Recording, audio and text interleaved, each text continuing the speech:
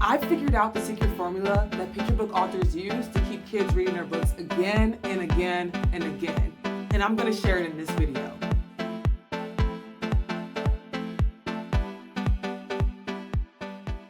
Picture book authors are building anticipation in every single one of their page turns, so that when they're doing a read aloud with their books, kids are eager for them to turn the page. Them creating moments between each one of the pages that makes the kid go, and then what happened, is what makes a book really engaging and fun for a kid. Think about it like this. I once heard a talk from the creators of South Park. Stay with me on this, I promise I'm going somewhere. But the creators of South Park were talking about their storytelling format and how they've been able to stay on the air for so many years. When they do their storyboarding for their show, they talk about how a boring story goes, this happened, then this happened, then this happened. That's a typical story beat, which can get very boring and uninteresting for people. But instead, the storytelling model that they use in South Park is, this happened, but then this happened, and then that happened. It's the same thing, right? But you're building anticipation and excitement and curiosity through each one of those moments in the show that is making people want to watch it again and again. That's the same thing that you do with your books. You want one page to set up, this happened, and that page turn to create that, and then that next page turn to do the, but then that. So you really want to escalate the story, not in terms of it getting more and more dramatic and crazy, but thinking about how you're conveying the story in a way that's really engaging and interesting to kids. So you need to build anticipation about what's going to happen next in the story to make kids want to turn that page and keep reading it to learn more. I'm going to break down the 4 methods that I've seen picture book authors use to really build that anticipation for their readers. So be sure to check the timestamps below in the description so that way you can jump to whichever one of the methods most resonates with you in the story that you're writing. So let's dive on into it. One of the ways you can make an engaging page turn moment for your book is to build suspense. Basically, what you're going to do is that you're going to set up a problem on one page and have the solution or the result of that problem be on the next page. An example of that could be, Max heard the front door open, but she knew no one else was at home.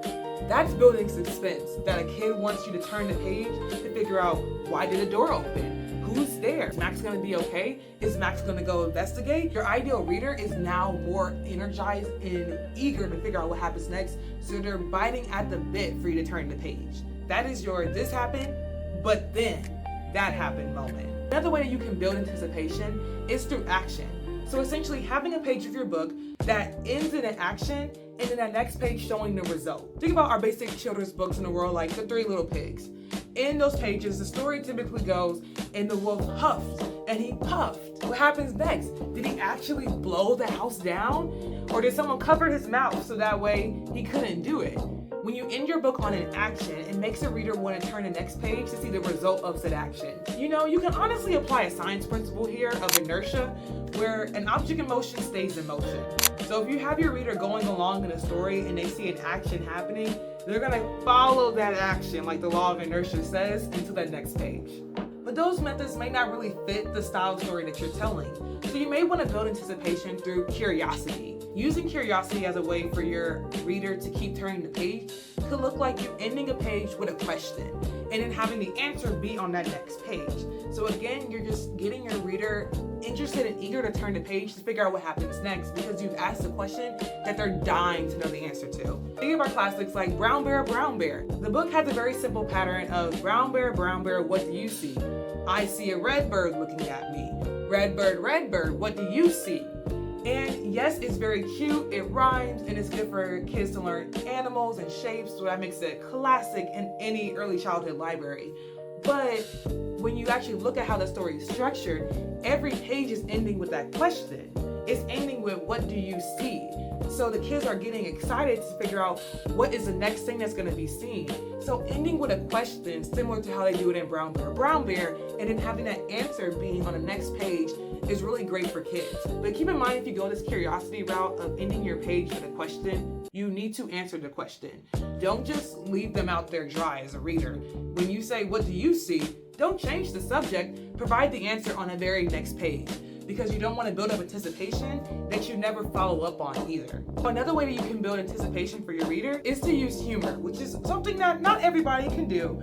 But when you do this, it can be really fun for your ideal reader to really get a laugh while they're reading your book. So basically what you want to do is that you want to set up your joke on one page and then the punchline on the next page. So imagine your story goes like this. Benny the bear puffed out his chest. I'm the bravest bear in the whole forest. Nothing scares me. Nope, nothing at all. Not even... Eek! This is a really good example of a punchline, right? You're setting up a joke here, whether that's through the words or through the illustrations. Like in this example, where the bear is talking about how he's big and he's tough and he's brave, but then the next page, he's screaming because a ladybug landed on him. This is a really cute, simple, and easy way to look at setting up humor within your book to build anticipation. Because as a kid is reading the pages of the book, they're seeing, okay, this is a character that is very strong and very brave. Nothing scares him. Until they go to the next page, and it's a ladybug? Not even a shark? A lion? A tiger? And it's funny, because you would think that they wouldn't be scared of something small like that. So think about different ways that you can incorporate humor, whether that's an actual joke, a play on words, or play on illustrations, whatever comes to mind to really allow there to be a payoff of a good laugh at the end of it, because that makes a kid want to reread the story again and again to hear the joke again and again. Calling on one of those 4 different emotional responses of suspense, action, humor, or curiosity are some of the foundational ways that picture book authors for years have been getting kids interested in reading their books again and again and again. It's the reason why we still have the brown bears of the world, or the 3 little piggies of the world, going triple platinum in libraries and homes across the nation, because they use one of those 4 formats to keep kids wanting to read the book again and again, even if they already know how the story is going to go. Because when you are making an engaging page-turning moment for readers, that turns your book from just a story to an experience that people want to relive again and again. And that's what you should be shooting for as an author. So as you're writing your book, figure out ways to add in a page-turning moment like that. It doesn't have to be every single page, but figure out where you can add 1, 2, or 3 of them into the book to keep it interesting for your reader. If this video was really interesting for you, be sure to check out the other videos on my channel. Like my video about how to make sure that your main character has this key component that will keep your readers interested from beginning to end.